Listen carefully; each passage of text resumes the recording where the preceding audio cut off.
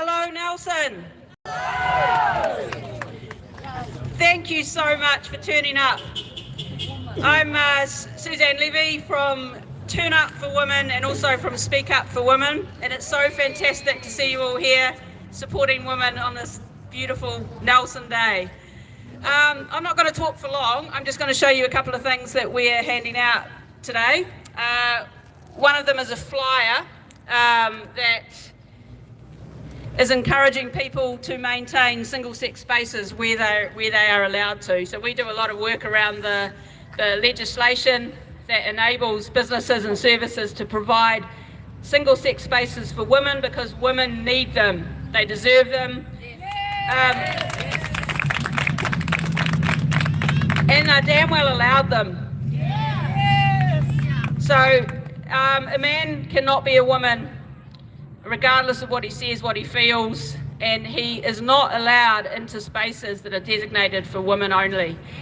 This flyer lays out some of the legislation around those ideas and can help you if you need to talk to service providers about what they're doing in this space. So help yourself to one of these. There are people walking around with them, so yeah, have a look out for those. The other thing we have is a little card. With the election coming up, we're aware that there are lots of candidate meetings in the communities where you get an opportunity to meet the candidates from the various parties, where you get to ask them questions as members of that electorate or community. Now we are completely non-partisan, and we believe in harassing every single MP regardless of what party they're from. So we are not exclusive in any way. So help yourself to one of these as well. They have some ideas for questions that you can direct at candidates. They get the candidates talking, you get to hear what they think, and they also get the rest of the room hearing what the candidates think, or even hearing about the questions. So I will now hand you over to Tanya, also from Turn Up for Women, and she's got a few things to say. So thank you so much for coming. Hi everyone, I'm Tanya Sturt. I run Women Act Up and Turn Up for Women. I also admin for Standing for Women New Zealand, which is Kelly J. King's branch in New Zealand. I'm also the co-leader for the Women's Rights Party. So we are currently in the process of getting registered at the moment. I was at Albert Park in March with Posey Parker. I was on the rotunda and I was assaulted with tomato juice along with Kelly J. After that event, I was absolutely furious, and I wrote a speech which was read out at the New Zealand Embassy in Britain. It was read out by Julia Long, actually. I was quite honoured. So I'd like to read that out again, just because the court case is coming up in September, and the tomato juice thrower is appearing for an application to dismiss charges. So I'm just wanting to sort of take us back there a little bit. And I've got to read it out because I can't remember it.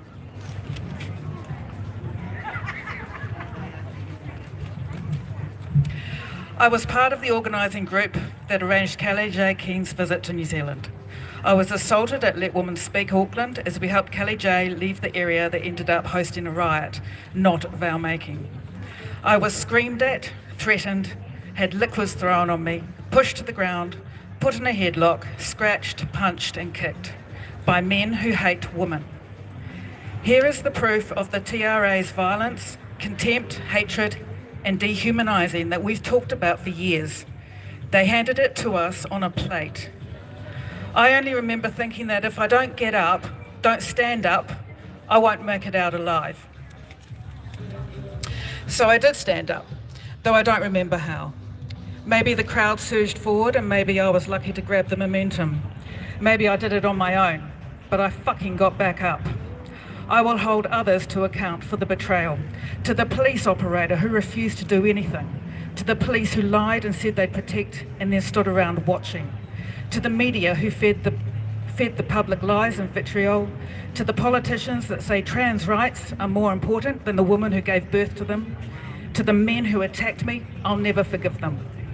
I will not stop fighting. I will not lose my womanhood to misogyny, homophobia, delusion and lies. I will not allow gender ideology to erase me. I will not allow this future. I will not allow this future for my descendants.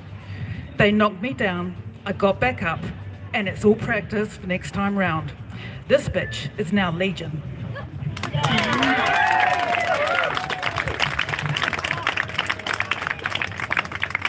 Your turn. Would anyone like to speak?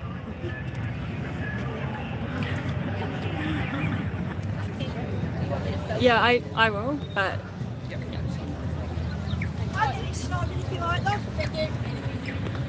when you're ready, Yeah. I'll hold that so you can talk.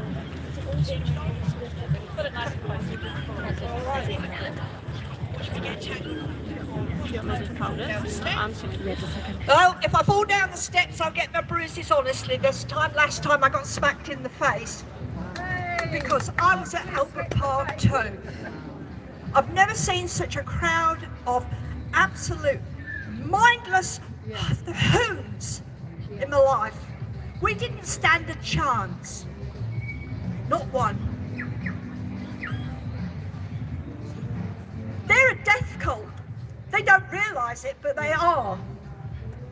Every time they sterilise a child, that's part of our future that they're taking away. They sit there and laugh and sing, and they can't see their own doom. All we can do is feel sorry for them.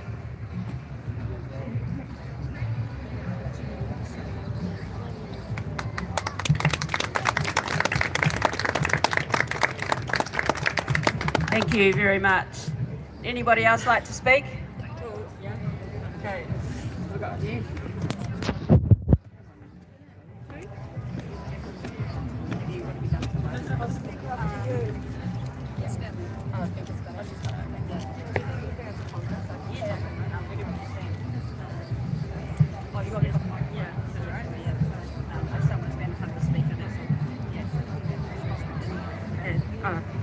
So, hi, my name is Candice Riley and I'm here representing Save Women's Sport Australasia.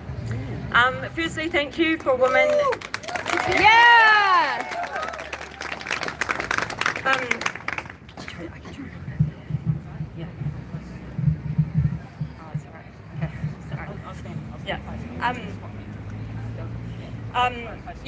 Thank you so much for to turn up to women for coming here today and organising this event to allow us a chance to gather and be afforded a platform to say the things that are now somehow regarded as controversial and complex, such as lesbians don't have a penis, puberty blockers are experimental, reinforcing social expectations of gender stereotypes is regressive, and that people are free to express themselves however they choose, but sometimes, in some situations, biological sex matters and material reality is still important in life and in law. We have attended together before, in Auckland and Wellington at the recent Let Women Speak rally held by Kelly J. King. Unfortunately, before any woman was able to speak, a group of protesters who represented diversity and inclusion tossed barriers aside, threw tomato sauce and verbally and physically assaulted women. Due to further safety concerns that women could not be kept safe from men invading their space, when standing to speak about men invading their space, the following events were cancelled. So let's hope we can get on with it today here in Nelson. Yeah. Laurel Hubbard's inclusion at the Olympic Games is what first alerted me to the regressive erosion of female sex-based rights. The International Olympic Committee had, after all, only set transgender inclusion guidelines, not regulation.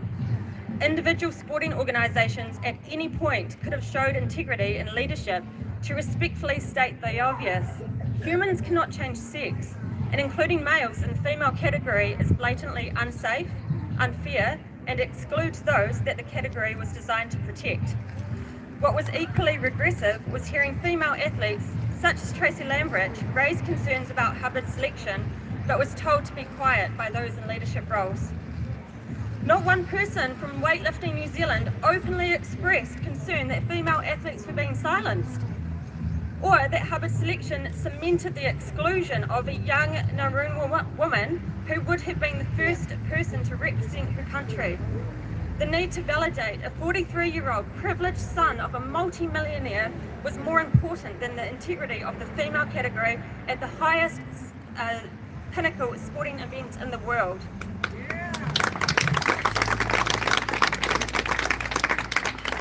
And sadly we now know that this is not the only example. Cycling New Zealand has told female athletes to just focus on their own performance when they boycotted and opposed the inclusion of a male in their category. But focusing harder does not mitigate maladvantage either. This athlete has now robbed $8,000 in prize money that was intended for female athletes. He has also been awarded Female Performer of the Year 2 seasons in a row. Rather than listening to the concerns raised, Cycling New Zealand instead inserted environmental, social and governance clauses in athlete contracts. These work to prevent athletes opposing or speaking up against issues without risking their sporting future to do so. We now know that in New Zealand, women have been impacted or excluded in track cycling, road cycling, roller derby, downhill mountain biking, golf, karate, cricket, cross-country, waka ama, weightlifting, as well as gym and swimming pool changing facilities. Recently, there has been some positive steps made by international sporting bodies to finally protect the female category at elite level sport. But this occurred only after females were physically injured or displaced by men identifying as women in their sport.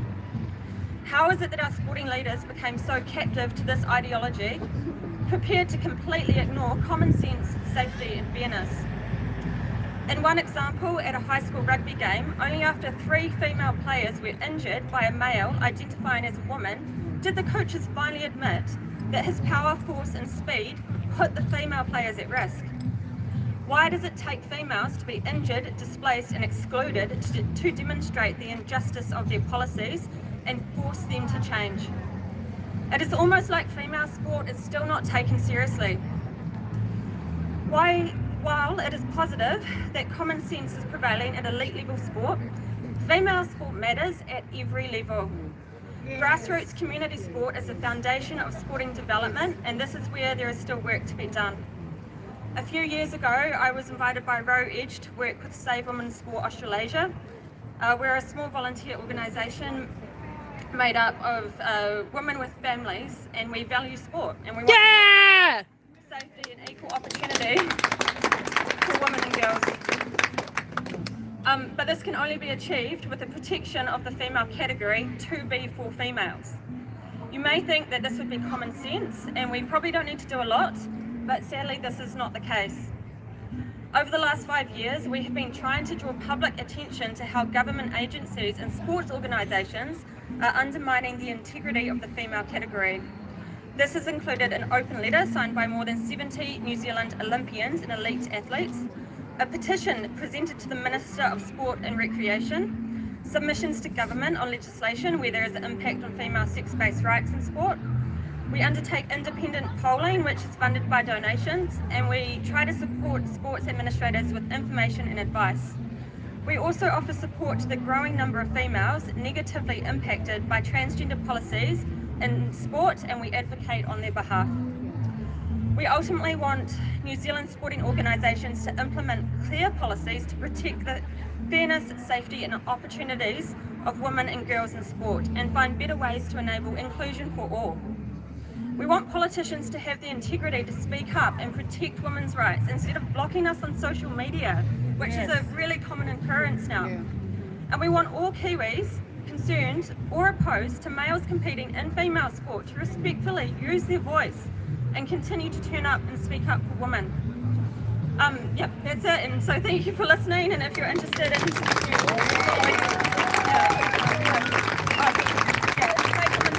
SaveWomenSport.com or follow us on Facebook at Save Women's Sport Australasia. Yeah, thanks. Thank you. Save Women's Sport are amazing. They do incredible work. I think most people agree that men should not be in women's sports. It will just completely ruin women's sports, which has been, fought for decades. It wasn't that long ago that women couldn't participate, and now, now it's a situation where they're having to compete against males, so it's just not on. Anyway, our next speaker.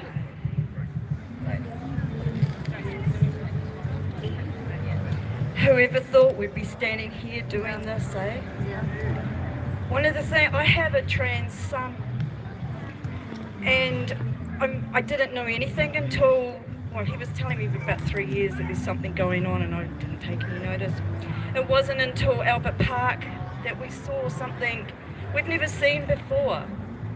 Most of us here don't really give a toss who you want to be, what gender you want to be, whatever sex you want to be, who you want to sleep with, whatever. We don't care. Woman out of everybody. We give birth to the world. We're the birthers. We birthed you.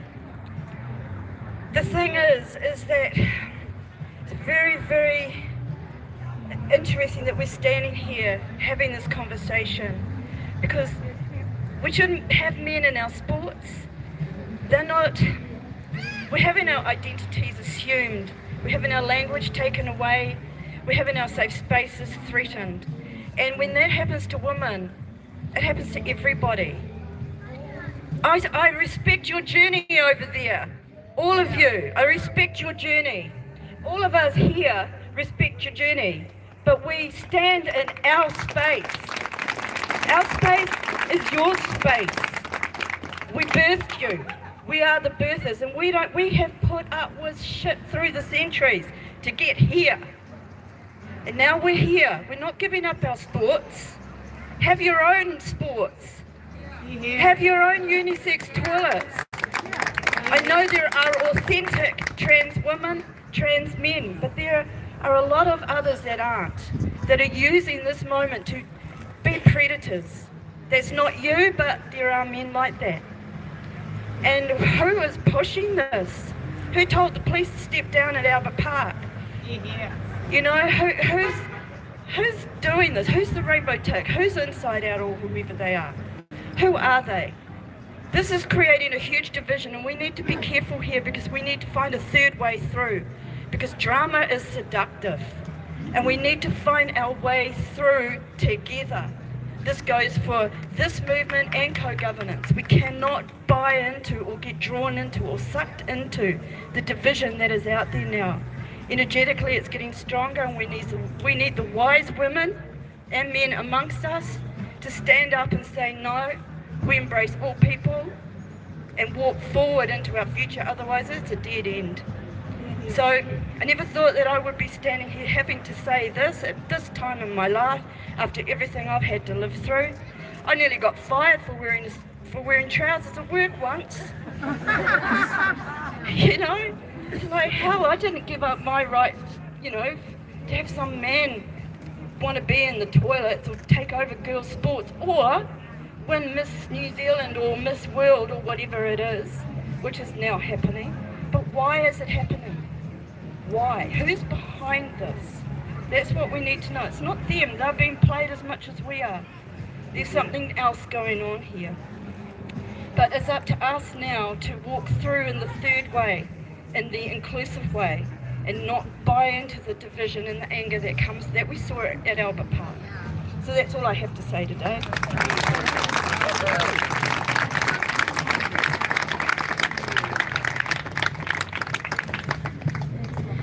The reality is that you cannot change sex, and I think that's the biggest lie that our kids are being told, is that you can change sex. And I think that has to absolutely stop, or we're going to have a generation of kids who are told that they are able to change sex when they can't, when they absolutely can't, and they are going to have to live with the reality of that situation as they grow up, and that's going to be hard, and we will do what we have to stop that, which is to teach that you cannot change sex. Good afternoon. I do share one biological disadvantage with most people here. I do share a a biological disadvantage with everyone here. It is that I'm never going to be an Olympic athlete. And that's just coming to terms with who I am. It's not the result of discrimination or a conspiracy against me. It's simply part of what makes me who I am.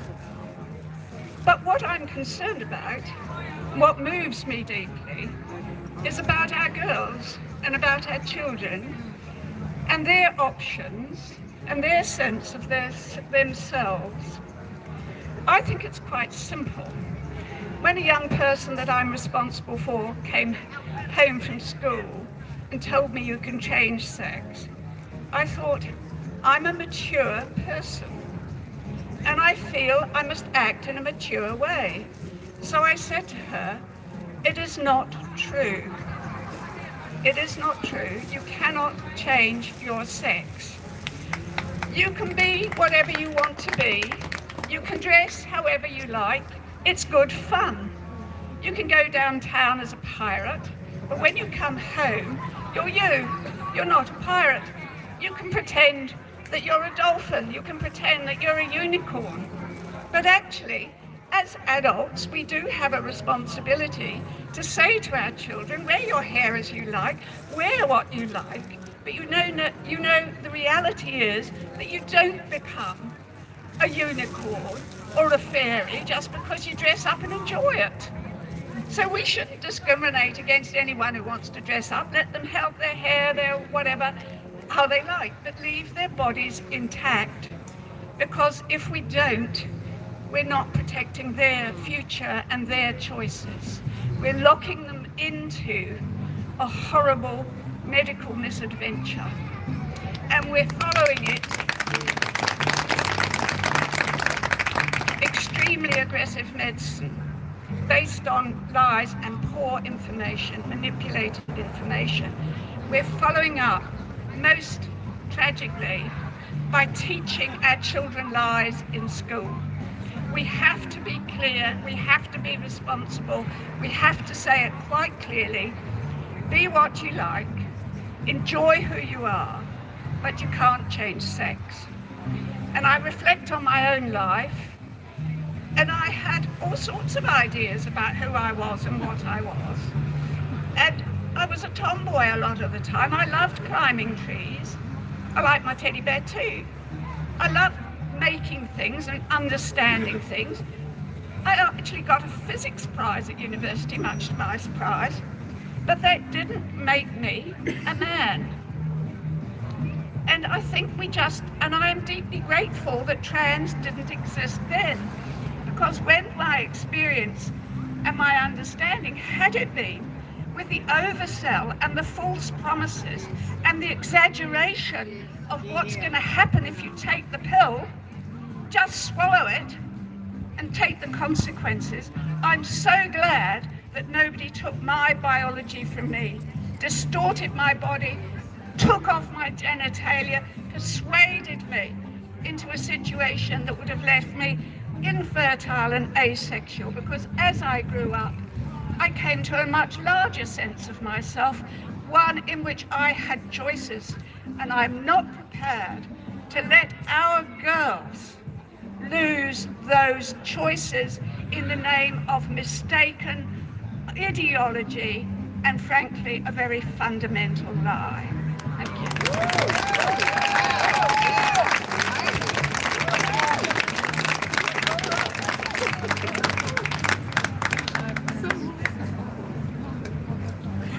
This is amazing. Thank you everyone for coming and the girls for bringing it all here. It's incredible. I mean, you know, we've got some friends over the road, but you know, we're not anti. We want to welcome our space for women.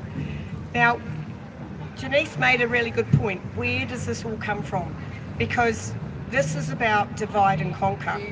And so for me, I look at things at a higher level and a deeper dive, and we've got a lot of issues going on in New Zealand and the world, and we have to look at releasing our relationship with the UN agenda and UN, releasing our relationship with the WHO, we are a strong country. We can make our own decisions. We don't need to be told what to do. I believe there's a lot of corporations that are behind this. They want to depopulate. What a perfect way to depopulate, cut off people's genitalia. You know, I mean, it sounds far out and it's conspiracy theory, but it's not going to take much for this to happen. We're already after the jabby. We're already having some very low birth rates, very low. So it's already starting. Interesting, the last lady mentioned about as a youth as a child being a bit of a tomboy. I was the same, similar. I sailed in Nelson. I was quite a good yachtswoman. And the only people to sail with or race against were men, boys, teenagers, you know. So, but to be good, I had to be good for me and better than them.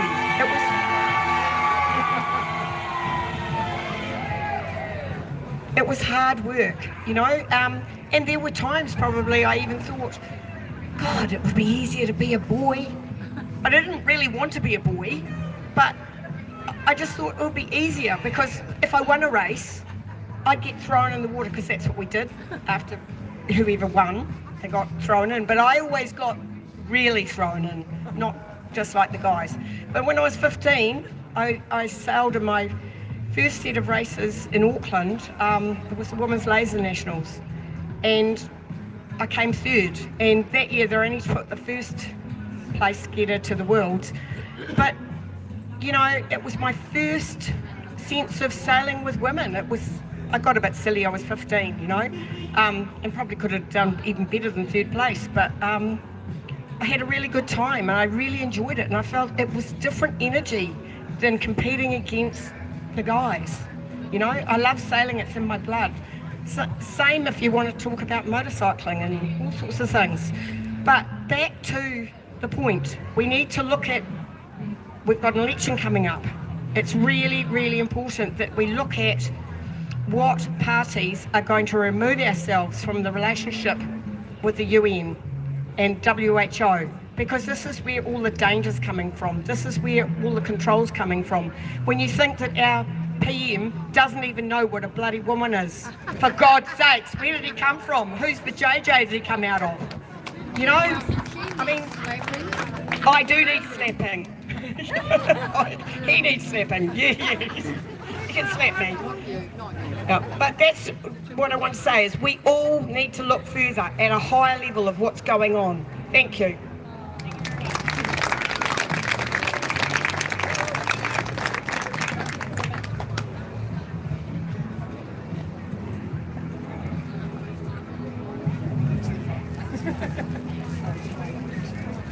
Hello, I'm Fiona Hickson, I live in Nelson. Okay. Can you hear me now? Okay. Right. I reject the ideology of gender identity that says anyone can be a woman. Only a person of the female sex is a woman. Acts of femininity do not turn males into females.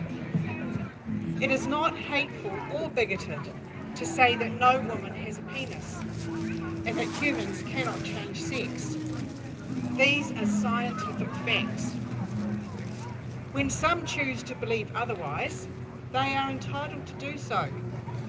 But they have no right to demand that the rest of us comply with their beliefs.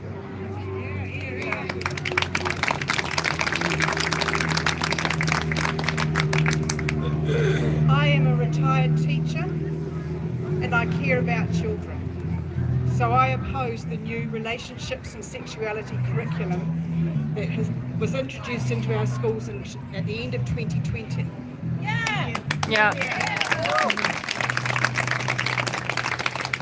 It teaches gender identity beliefs as if they are facts. Do you want your children to be taught that they can choose their sex because everyone at the bedside when they were born made a mistake? No! Do you want them to be told that what determines their sex is 1950s stereotypes about what boys and girls ought to like? No! Do you want them to be told that it's easy and even joyful to change sex? No. To be informed at school about puberty blockers, chest binders, and cross-sex hormones? No. Do you want them to learn that if they feel they don't fit in, there is something wrong with them, that their personalities are wrong for their sex, and their bodies need to be fixed? No. Instead of schools supporting and encouraging children to accept their bodies and each other, some are sending confused and anxious children down a gender identity path towards radical and irreversible changes to their bodies. This is not kindness or acceptance or inclusion. Some schools are doing this behind their parents' backs. Secrecy is recommended by our Ministry of Education if the student requests it. Your child may be socially transitioned at school with a new name, new pronouns, new uniform, and that information may be kept from you. We also need to think about the teachers who are in an invidious position. While some do believe in trans ideology, many don't. But these teachers have no choice but to follow the school guidelines. They have no support and no guidance about their rights from their professional body or their union, and they risk losing their jobs if they speak up. I'm a member of Resist Gender Education. We're a group of educators and parents who advocate for the right of children to reject gender stereotypes and be their authentic selves without discrimination, labelling, or medical intervention to fix them.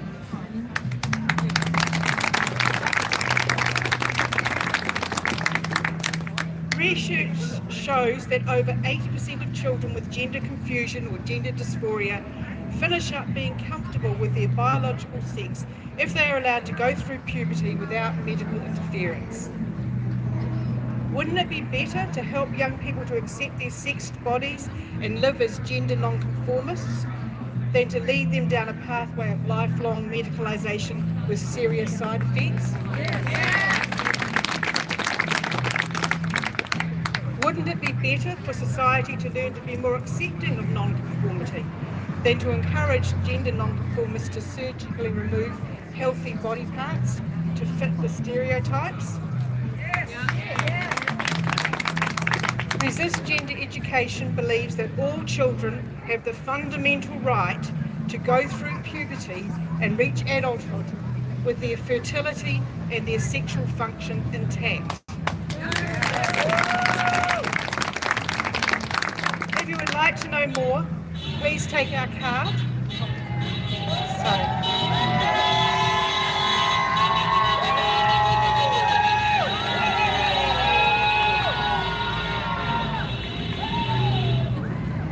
So our card has got our website on it and our email address if you want to contact us. There's also a petition that's being run by Helen Houghton asking for a citizens-initiated referendum on this topic, and I've got copies here if you want to sign it. What else can you do about school curriculum? Ask questions. Talk to your child's teacher, the principal, the board of trustees, and every parent you know. Find out what the school when the school is having its required community consultation every second year, and get involved in that so that your voice is heard. Talk, not just to the school but also to your family, friends, neighbours and co-workers. Talk to your children. Let them express themselves however they wish, but keep reinforcing that the sex they were born with stays with them for life. You need to counter the misinformation they will hear at school. Not always from the teachers, but they will hear it from their peers, because it's right through children's TV programs, cartoons, Disney programs, celebrities. They're hearing it everywhere. So you need to counter the misinformation. Sex and gender are two distinct things. Sex is not a spectrum. There are only two sexes, and humans cannot change sex.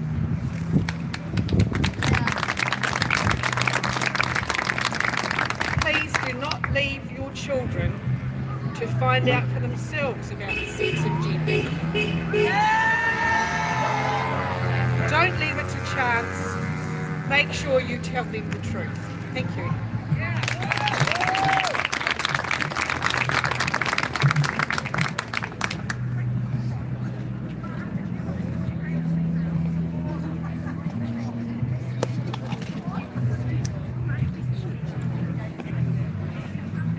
Would anyone else like to speak?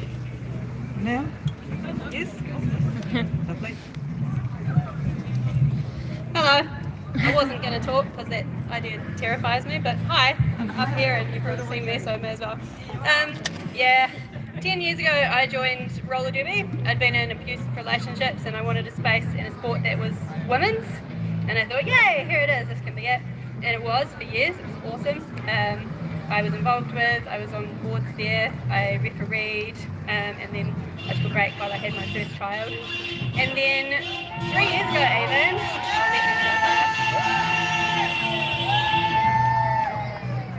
3 years ago even, I would have been on the other side of the road.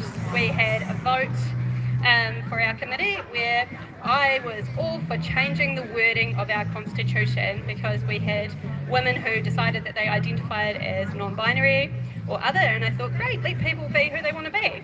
That's awesome. I have no issues with that at all, because I really had no understanding at all of what that might actually mean for women in general or for me as a woman. And it wasn't until we changed that constitution and then we had men join our team that it started to sink into actually what that might mean for everyone, and specifically for me. So there was one guy who joined, he was maybe 6'2". He was questioning his gender, and I thought, okay, well, that's his thing, that's fine. And that was all good to start with, until the absolute mess of his sheer physical size and ability in sports started to come out. I got pinned to the sidelines, I got absolutely pummeled, I got winded. It was terrifying, and it set off all of my previous PTSD things that I'd had going, which are absolutely mine, they're not anyone else's issues. So I thought, well, I'd quietly approach him and just say, hey, look, I'm having some issues here, they are mine, I totally own that, but would you possibly be able to use just a little bit less force so that I would feel safe coming to training? And then it transpired that there was another woman who'd actually incurred a shoulder injury at his doing. So I thought, okay, this is something that really needs to kind of be dealt with. I didn't want to make a big deal out of it, so I left it with him initially.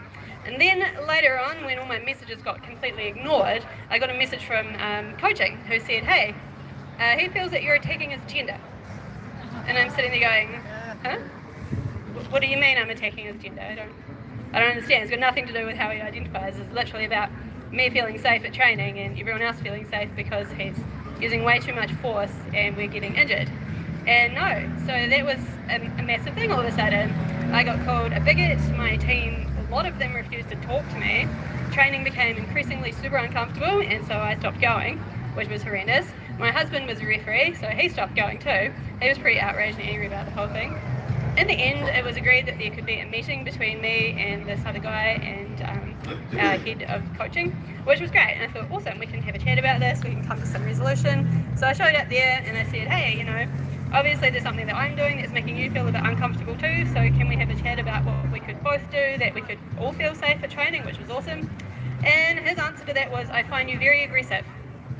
And I'm sitting there going, oh, can you give me some examples of what I'm doing so that I can change my behaviour? Because if I don't know, then I can't change it. Even you asking me this question is aggressive. And I'm like, oh. I'm literally standing here trying to figure out how we can all be safe at training and what I can do in my behaviours to try and make you feel more comfortable too. Because I'm all about everybody feeling comfortable and happy. And I very quickly worked out that the conversation was going nowhere, and it didn't. So in the end, resulting from this, it was great. Coaching made a few changes. They put in some more safety regulations. They had a chat with the rest of the team. But for me, it was ruined. It was absolutely shot. There were weird, fraught kind of sensations. You know how you walk into a room and you know that everyone's just been talking about you? That never stopped. It was about 6 months after and I still felt that. So in the end, I couldn't do it anymore. I left, which was pretty sad. And it's been 2 years now and I'm still trying to come to terms with the concepts of what that's actually meant for me. I've had to try and look for another sport that I enjoyed. I've not found one. Fortunately, I've just joined the gym, which is awesome, but that's a whole other story.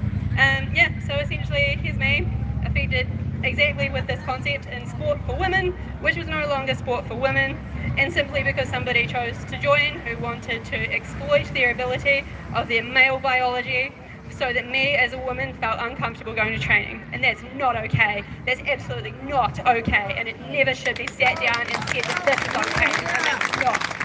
Thank you.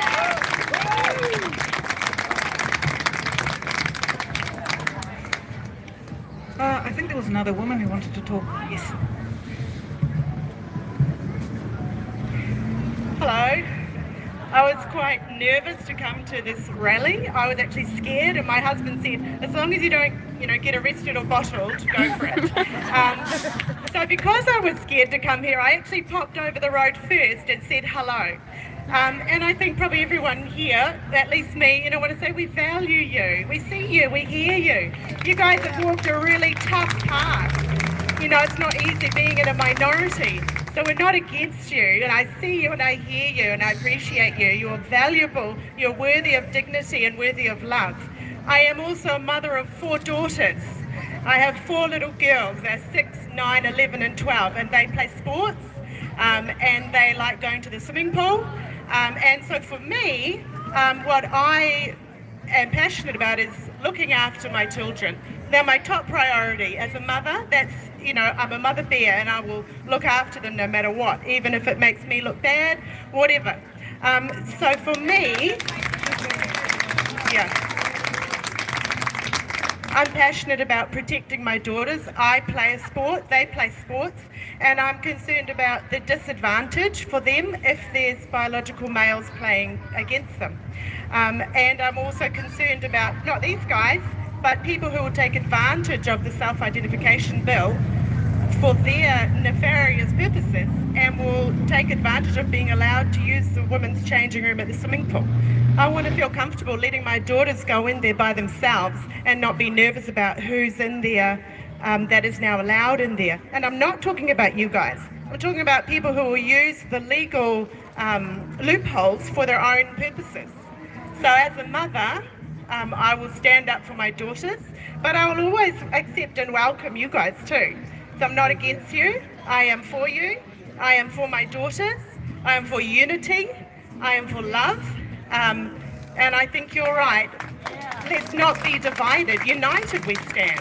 United we stand. And this is not about someone's wrong and we're not going to listen to you. This is about we all need to stand for the future of our country, for the future of our children.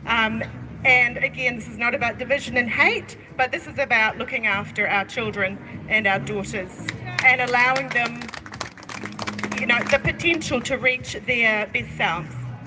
Thank you.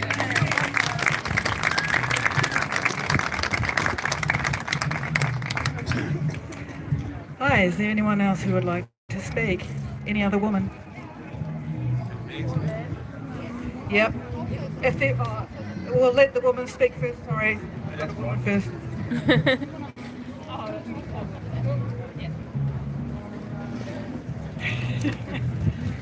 I hadn't actually prepared anything, and I'm not a public speaker, so terrified, but I have to say it. I've been standing here looking at those signs saying protect trans youth. What really gets me going is I want to protect our youth. I want to protect our lesbian youth. Yes. I want to protect our gay youth. And I want to protect our autistic youth. Yes. Because these are the kids that are being transitioned. They are being told they are born in the wrong body, and the way to make it right is to start medicalising and changing their bodies. It's not. If I was born now, I would have been transitioned. I was a major tomboy. I'm a lesbian. I'm a major tomboy. I would have been transitioned. I would have lost my fertility. I would have lost my sexual functioning. It took me probably till I was in my early 20s to become fully accepting of my body and enjoying my body. 18-year-olds, 6-year-olds, they're making choices that are ruining their bodies. We need to protect our lesbians, our gays, and our autistic children. Thank you.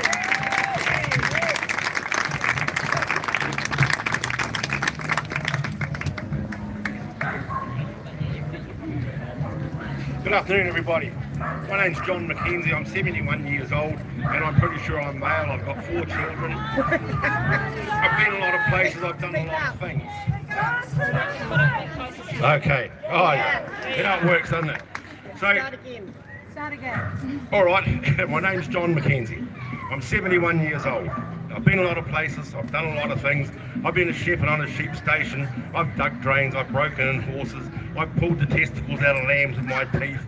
I've done all those sort of things. And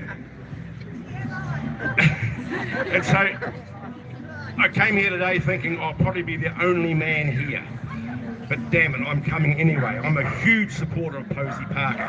But the guys I'd like to recognise today are the people, are the men that have come here, and good on you. This is not necessarily a woman's issue, this is a societal issue. And it's really, really great to see you guys coming along and supporting this cause. I think it's fantastic. Keep on doing it, guys. I guess I don't have much more to say than that. I just thought you guys should be mentioned and should be honoured for having the guts to turn up.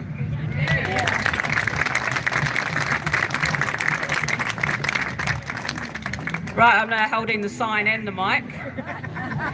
Is anyone going to relieve me of the microphone?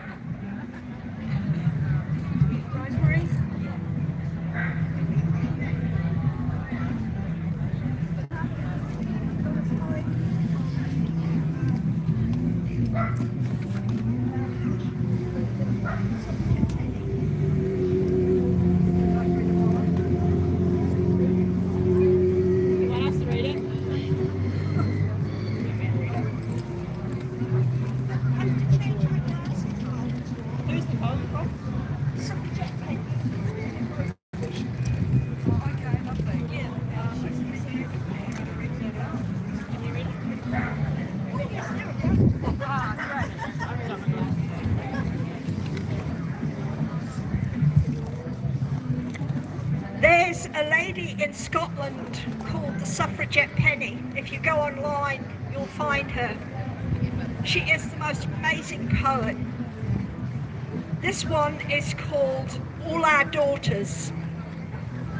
One day, my lass, you might become a soldier.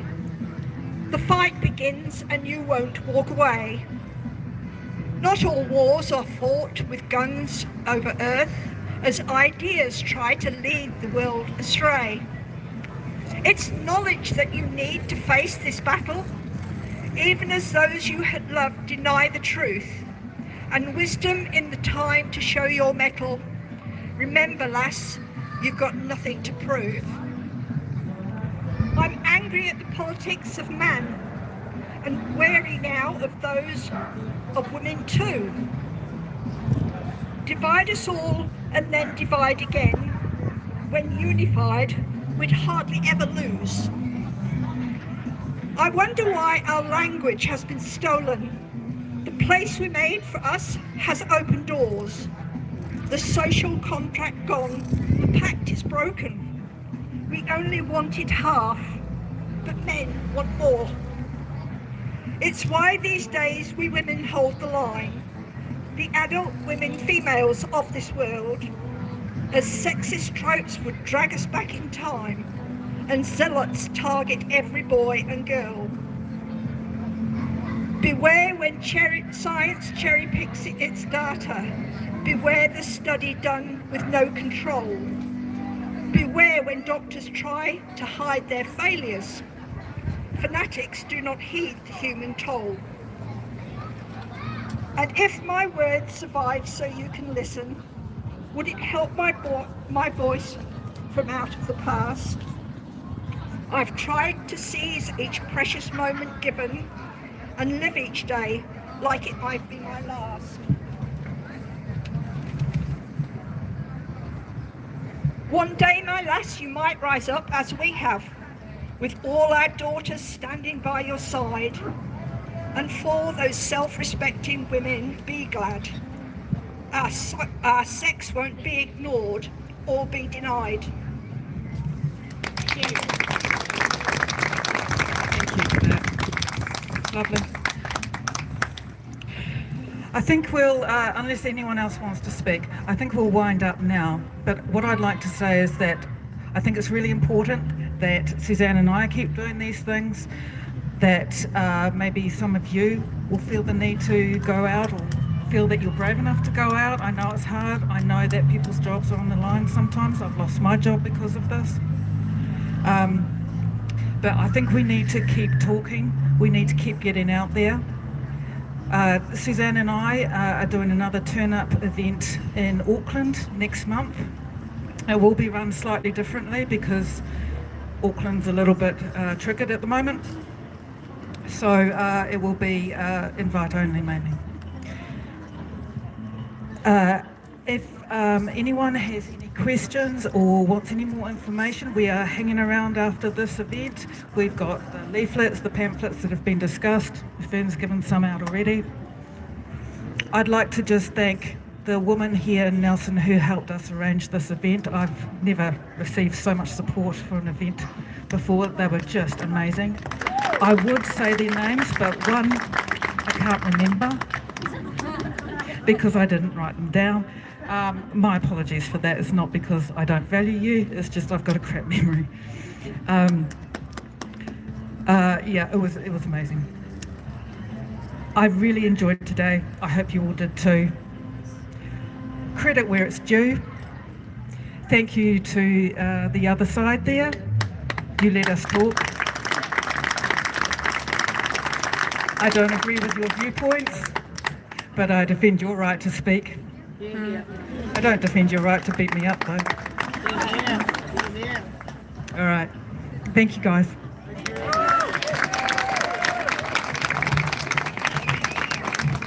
Don't forget the petition here if you want to sign it on the steps.